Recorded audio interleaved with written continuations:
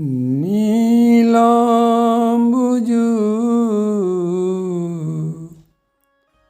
श्यामल कोमलांगम्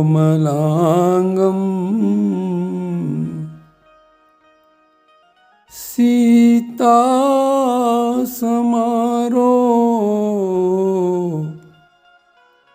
पितुवाम भागम् पाणौ महा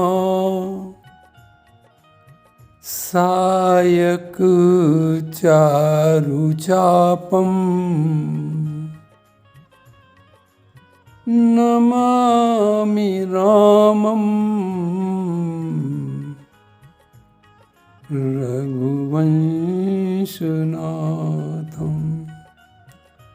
रघुवंशनाथम्।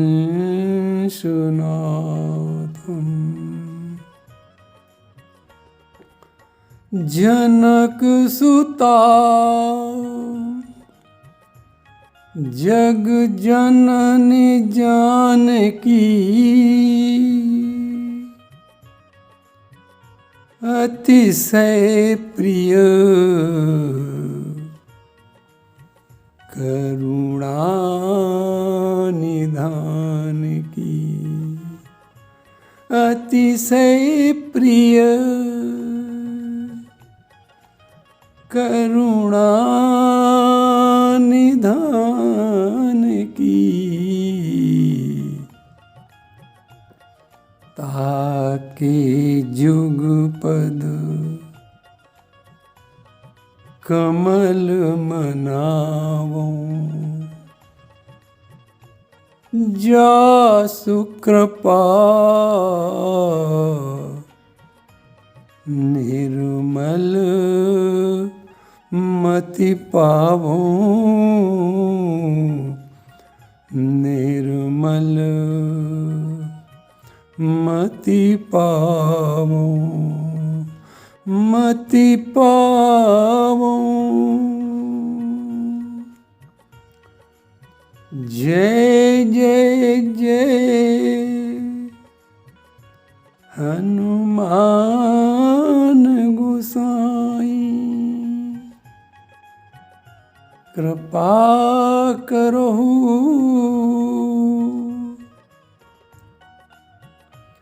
गुरुदेव की नाई गुरुदेव की नाई गुरुदेव की नाई। वाणी को पवित्र करने के लिए 1 मिनट भगवान नाम स्मरण कर लिया जाए। जय सिया राम जय जय सिया राम जय सिया राम जय जय सिया राम। भगवान की विशेष कृपा से आप लोग रामचरितमानस में किष्किंधा कांड श्रवण कर रहे हैं। किष्किंधा कांड में आपने श्रवण किया कि सुग्रीव जी ने किष्किंधा पर्वत से राम जी का दर्शन किया तो जो राम सुखदाई आनंद दाता है, लेकिन सुग्रीव जी बाली के भय से भयभीत होने के कारण उन्हें राम जी में भी वीर रस दिखाई दिया। इस वीर रस दिखाने के कई कारण आप लोगों ने सुने। मुख्य कारण तो यही था, प्रभु अपना स्वयं का वीर रस रूप उन्हें दिखाना चाहते थे। भयभीत होकर सुग्रीव जी ने, जो उनके सबसे बुद्धिमान मंत्री थे, बलवान मंत्री थे श्री हनुमान जी, उनसे कहा, हनुमान जी से कहा कि धरि बटु रूप देखते जाई कहे सुजान जिय शयन बुझाई, पठुआ बाली होई मन मैला, तो भागो तुरत तजूं यह सैला। हनुमान जी से कहा, हनुमान जी आप वट रूप रख कर जाएं, और यदि मालूम पड़े कि ये बाली के ही भेजे हुए लग रहे,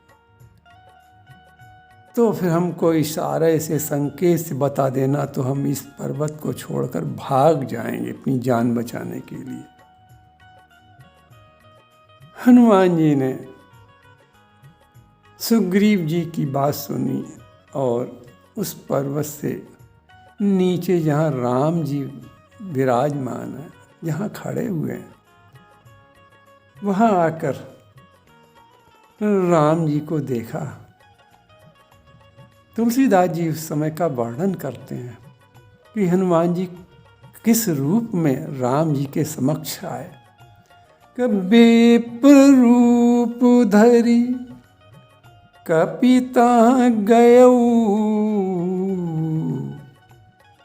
कहाँ गए वो, यानी विप्र वेश में हनुमान जी वहाँ गए जहाँ हमारे प्रभु श्री राम लक्ष्मण जी विराजमान थे।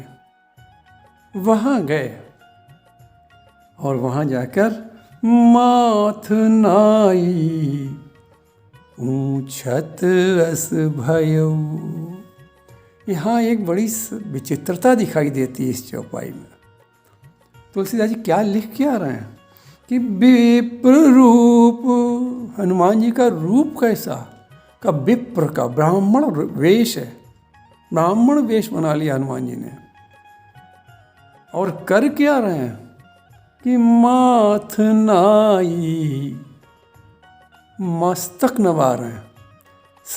यहाँ कुछ यदि देखा जाए तो सामाजिक मर्यादा का उल्लंघन सा दिखाई देता है। सामाजिक मर्यादा क्या कहती है कि ब्राह्मण क्षत्रिय को मस्तक न नवाए, दूर से ही हाथ जोड़ना है। यदि अभिवादन करना है, सम्मान देना, तो हाथ जोड़ ले, लेकिन मस्तक ब्राह्मण को नवाना सामाजिक मर्यादा की थोड़ा विपरीत सी मालूम पड़ती है।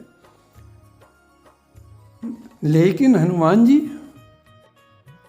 ज्ञान इनाम अग्रगण है, क्या कर रहे हैं कि विप्र रूप,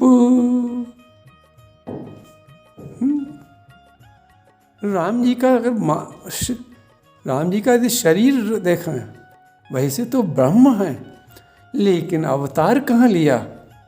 महाराज दशरथ जो क्षत्रिय हैं, क्षत्रिय क्या अवतार लिया, तो क्षत्रिय महाराज दशरथ क्षत्रिय हैं, क्षत्रिय के यहाँ अवतार लेने से राम जी भी तो क्षत्रिय ही हुए। जिस कुल में जहाँ अवतार व्यक्ति जन्म लेता उसी तो कुल का कहा जाता है, उसी तो वर्ण का कहा जाता है। तो राम जी ने महाराज दशरथ के यहाँ अवतार लिया, तो इस कारण से शरीर की दृष्टि यदि देखें तो राम जी शारीरिक दृष्टि से, अवतार की दृष्टि से क्षत्रिय कुल में पैदा हुए। तो ब्राह्मण को क्षत्रिय के अभिवादन तो कर सकता था, ब्राह्मण कर सकता है, लेकिन मस्तक नवाना मर्यादा के विपरीत से मालूम पड़ रहा है। हनुमान जी क्या कर रहे हैं कि विप्र रूप धरि कपिता गयऊ, माथ नाई,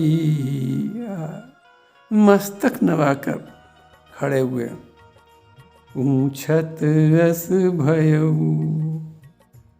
देखो, मस्तक नवाने के विषय में संतों ने बहुत सुंदर भाव दिए।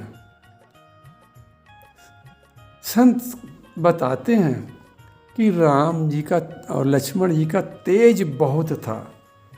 कैसा था, सूर्य के समान उनकी कांति थी, और उस कांति से सारा पर्वत जगमगा रहा था। अपने से अधिक तेजस्वी देखकर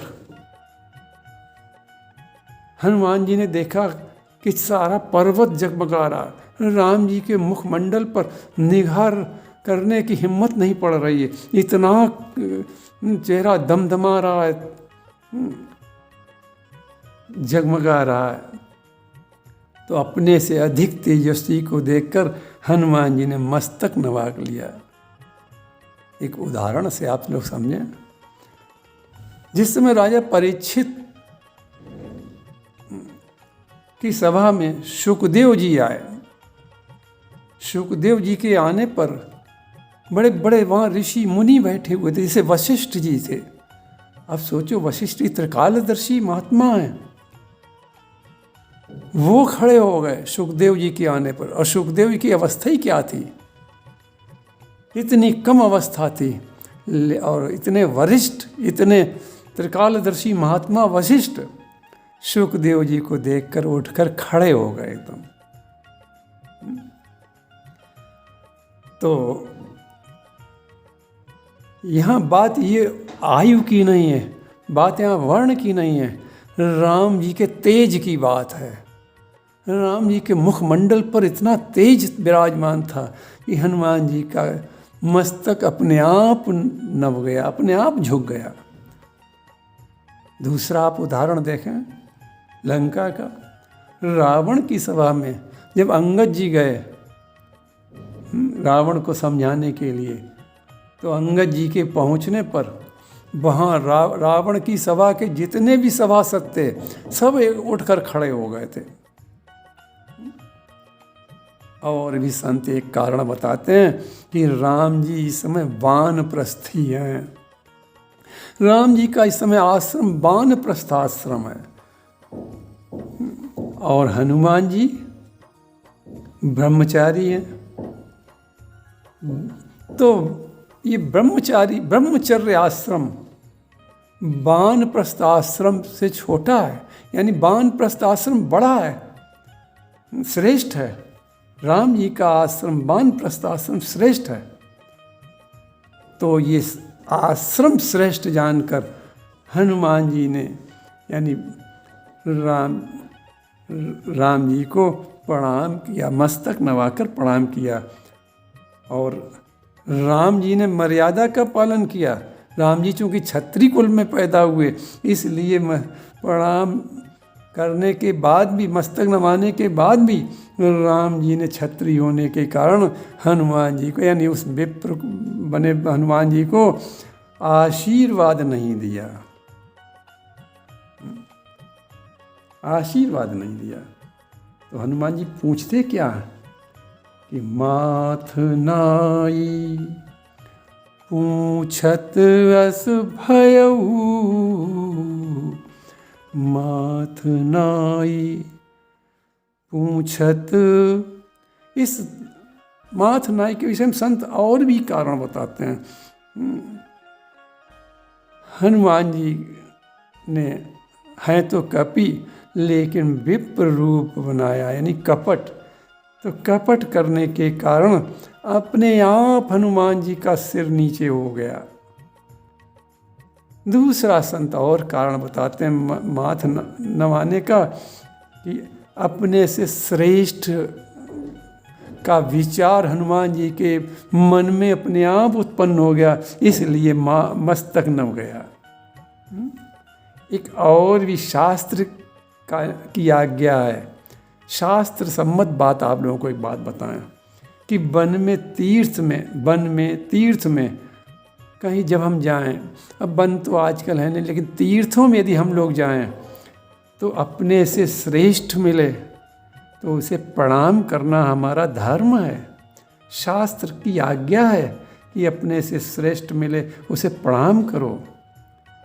तो राम जी के तेज को जब हनुमान जी ने देखा तो हनुमान जी का सिर अपने आप राम जी के चरणों में झुक गया। तो ये मस्तक नवाने के संतों ने बहुत से भाव दिए हैं।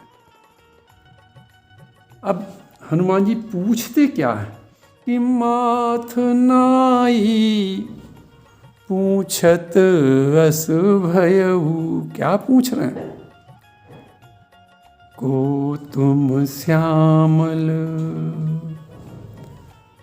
पहले श्यामल कह रहे हैं, को तुम श्यामल गौर शरीरा। पहले श्यामल शब्द कह रहे हैं, क्यों? बाद में पीछे कह रहे हैं गौर, क्यों? कि आगे तो राम जी हैं, राम जी पर ही तो पहले दृष्टि, जो आगे होता है दृष्टि तो वहीं जाती है। हनुमान जी की दृष्टि सबसे पहले राम जी पर पड़ी, और राम जी का तो श्यामला शरीर है। तो इसलिए क्या कह रहे हैं हनुमान जी, क्या पूछ रहे हैं? राम जी से ही पूछ रहे हैं कि को तुम श्यामल गौर शरीरा। प्रभु से आप श्यामलित हैं तो बड़े अच्छे लग रहे हैं, और पीछे आपके जो लक्ष्मण जी हैं ये गौर वर्ण के बड़े सुंदर लग रहे हैं। लेकिन आपकी वेशभूषा ये बता रही है कि क्षत्रिय रूप, क्यों? धनुष बाण राम जी के कंधे पर टंगा हुआ, कि क्षत्रिय रूप, रूप आपका क्षत्रिय का है। फिर यौवन वीरा, फिर यौवन को तुम श्यामल गौर शरीरा, क्षत्रिय रूप फिर यौवन वीरा। और राम जी बड़े तो हैं, राम जी आगे चल रहे हैं, और लक्ष्मण जी से राम जी का तेज भी अधिक है, तो इसलिए हनुमान जी पहले श्यामल शब्द कह रहे हैं।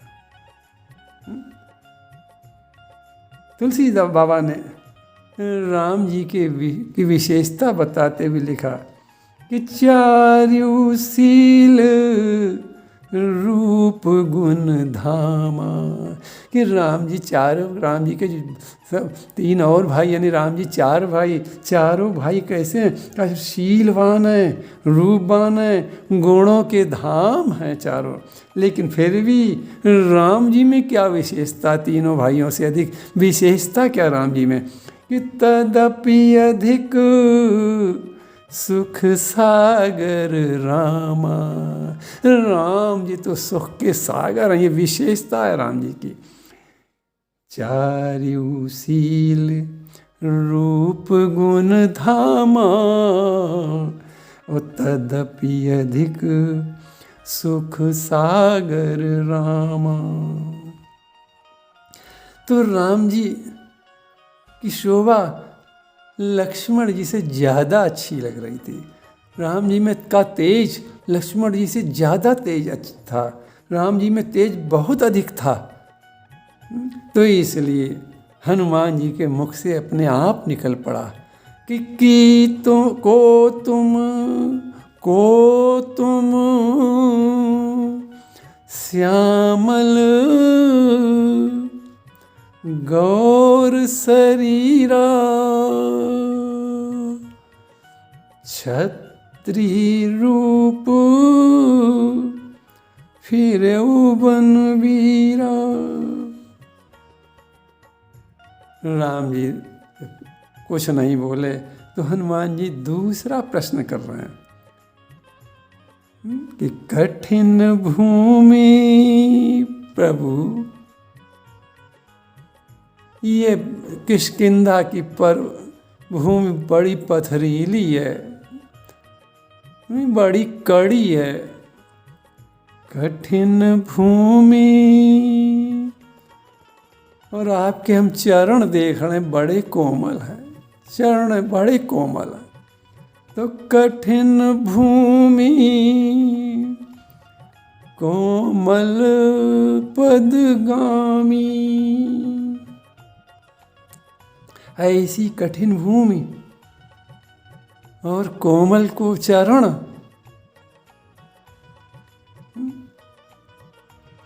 कवन हेतु विचर्यो बन स्वामी। हे स्वामी, ऐसी कठिन भूमि में चलने पर भी आपके पैर कोमल बने हुए हैं, ये कैसी पर्यावरण के विपरीत है बात है, कैसा विपरीत बात है। कितने भी कोमल चरण हो, लेकिन पथरीली तपती हुई पथरीली भूमि पर चलने पर पैर कोमल नहीं रह सकते हैं। लेकिन हम देख क्या रहे हैं? हनुमान जी कह रहे हैं हम देख क्या रहे हैं कि आपकी ये पथरीली भूमि में, कठिन भूमि में भी चलते हुए आप आ रहे हैं, और फिर भी ये आपके पैर कोमल बने हुए हैं। इससे प्रभु पता ये चलता है कि आप साधारण नहीं हैं कोई, आप ऐश्वर्यशाली हैं। या प्रभु मुझे ये मालूम ऐसा लग रहा है कि पृथ्वी आपके कारण कोमल हो जाती है। जहाँ आप चाहते हैं, जहाँ आप चलते हैं, वहाँ की पृथ्वी कोमल बन जाती है। इसीलिए तो आपके पैर कोमल बने हुए हैं। राम जी कुछ नहीं बोल रहे हैं।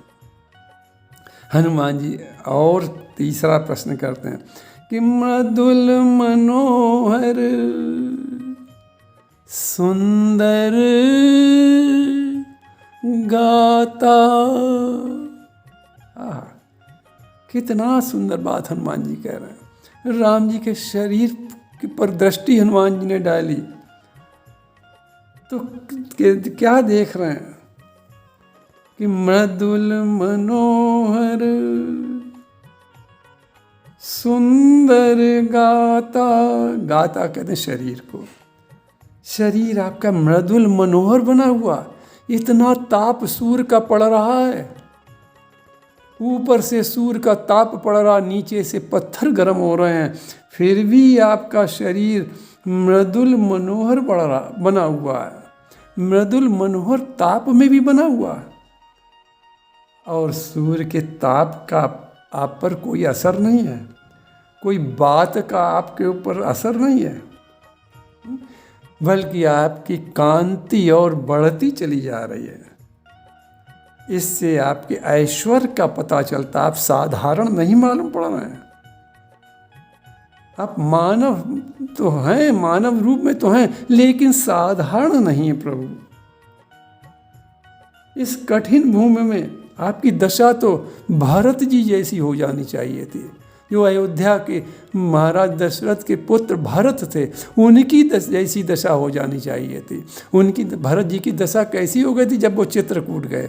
तुलसीदास जी ने भरत के पैरों की दशा लिखी कि भरत जी जब नंगे पैर राम जी के दर्शन करने के लिए चित्रकूट गए, तो तुलसीदास जी लिखते हैं भरत जी के पैर कैसे हो गए।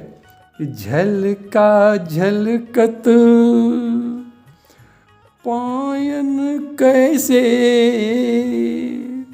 ये भरत जी के पैरों की दशा तुलसीदास जी लिख रहे हैं। झलका झलकत पायन कैसे, पंकज कोस ओस कन जैसे।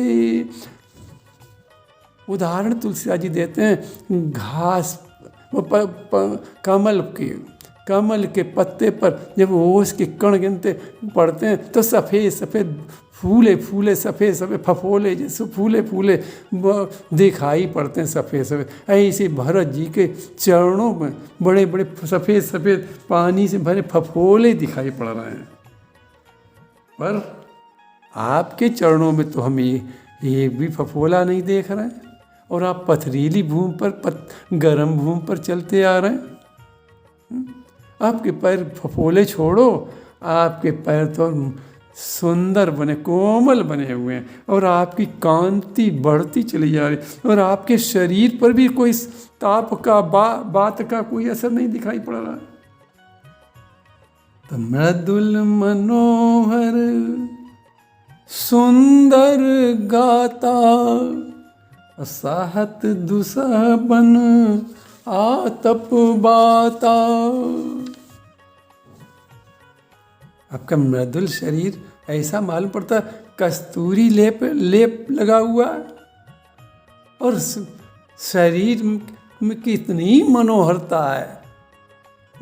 बड़े बड़े रसिकों का मन हरण हो आपके शरीर को की मनोहरता को देखकर रसिकों का मन हरण कर लेगा। इतना सौंदर्य आपका है। आपका दर्शन ये बता रहा है इस मनोहर शरीर का दर्शन ये बता रहा है कि बड़े बड़े रसिक झूम जाएंगे, आनंद मग्न हो जाएंगे। आगे हनुमान जी और प्रश्न कर रहे हैं। राम जी मौन अभी हैं कि तुम तीन देव माँ कोई, नर नारायण की तुम दो। कि तुम तीन देव माँ को, नर नारायण की तुम दो। क्या आप तीन देव ब्रह्मा विष्णु महेश में से तो कोई नहीं है? फिर हनुमान जी सोचते नहीं, नर नारायण तो नहीं है। राम जी और लक्ष्मण के तेज को देखकर संदेह हुआ हनुमान जी को कि विशेष देवता तो नहीं है, ये तीन देवता तो नहीं है, पर ये हैं तो दो ही यहाँ पर। तो हनुमान जी सोच रहे हैं ब्रह्मा विष्णु तो नहीं है।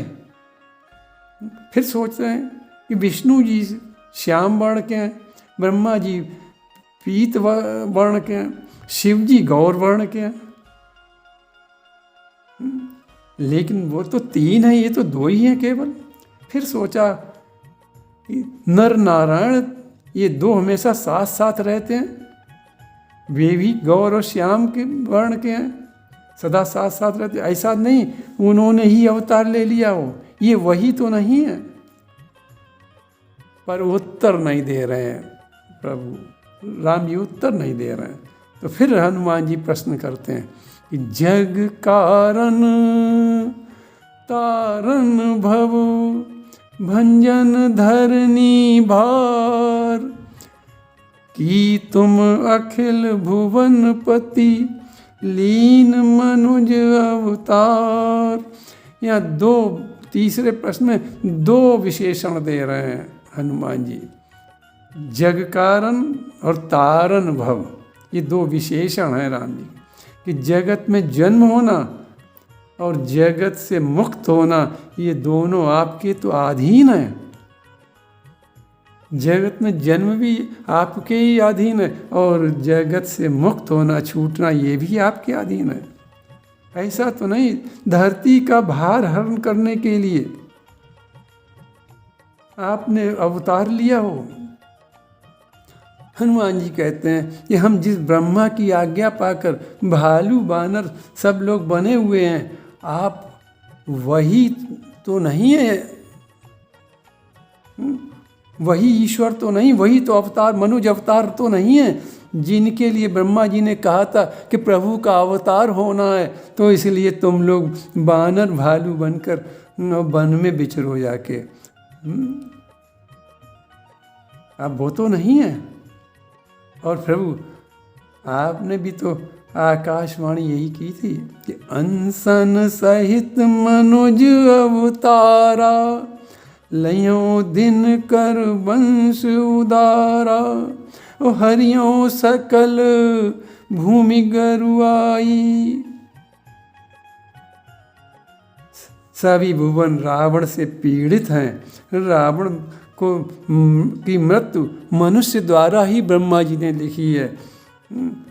रावण मरण मनुज कर जाचा। तो ऐसा तो नहीं, अखिल भुवनों के पति तो आप नहीं हैं। दो रूपों में आए। देखो जनक जी ने भी यहाँ भी जब ये गए थे तो जनक जी ने भी यही कहा था कि ब्रह्म जो निगम नेति कई गावा, उभय वेश धर की सोयावा। अब वो तो नहीं है। लेकिन राम जी चुप हैं अभी। हनुमान जी प्रश्न कर रहे हैं बराबर। अंतिम हनुमान जी का प्रश्न यही है कि जग कारण तारण भव, भंजन धरनी भार। कि तुम अखिल भुवन पति, लीन मनुज अवतार। अब हनुमान जी का प्रश्न राम जी को सुनने दें। और यहीं से आज का प्रसंग विश्राम होता है। अब राम जी आगे चल के देखो क्या उत्तर देते हैं, ये राम जी की कृपा से हम लोग कल सुनाएंगे। प्रभु के चरणन में सदा पुनि पुनि करूं प्रणाम, यही कहूँ भूलूं नहीं मेरे प्रियतम राम, मेरे प्रियतम राम।